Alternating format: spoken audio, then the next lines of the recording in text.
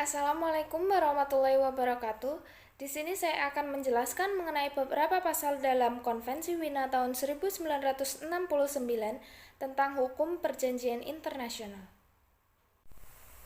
Pasal yang pertama yang akan saya bahas yaitu pasal 43, mengatur mengenai kewajiban yang dibebankan oleh hukum internasional yang terpisah dari perjanjian internasional tersebut.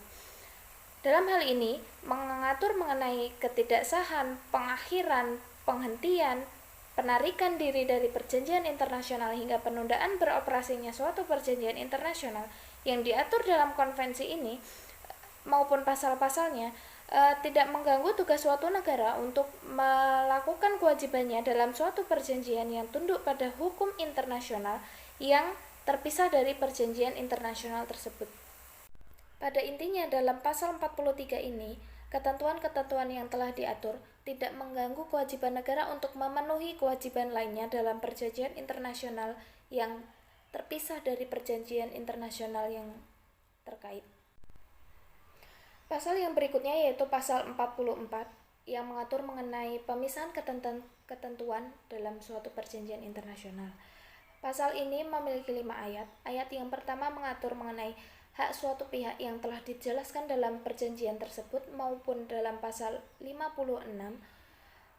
untuk mengakhiri, menarik maupun menunda berlakunya perjanjian internasional hanya boleh dengan sehubungan dalam suatu perjanjian itu sendiri, kecuali dalam perjanjian tersebut dijelaskan ketentuan lain dan para pihak menyetujuinya.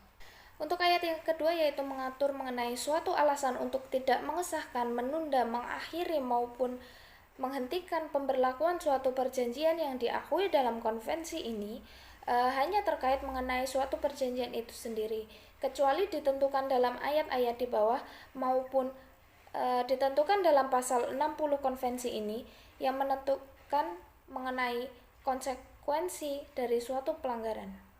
Kemudian untuk ayat yang ketiga yaitu mengatur mengenai jika alasan semata-mata mengenai klausul tertentu, maka klausul tersebut hanya dapat dipergunakan apabila yang pertama, klausul tersebut terpisah dari suatu perjanjian terkait dengan pelaksanaannya. Yang kedua, apabila terlihat dalam perjanjian tersebut maupun sebaliknya mengenai penerimaan klausul tersebut bukan merupakan dasar penting yang membutuhkan persetujuan pihak lain untuk terikat dalam suatu perjanjian tersebut.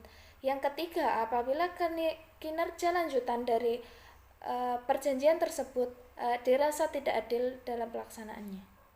Kemudian untuk ayat yang keempat, dalam kasus-kasus seperti dalam pasal 49 dan 50, suatu negara berhak untuk mengajukan korupsi maupun penipuan dapat melakukannya dengan menghormati seluruh isi perjanjian maupun sesuai dengan ayat 3 yang sebelumnya hanya terdapat dalam klausul tertentu saja.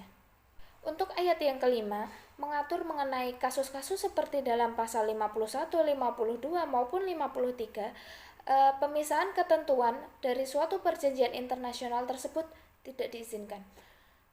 Sekian pemaparan saya dari beberapa pasal tadi, semoga dapat menambah pemahaman dari teman-teman semua. Saya ucapkan terima kasih dan wassalamualaikum warahmatullahi wabarakatuh.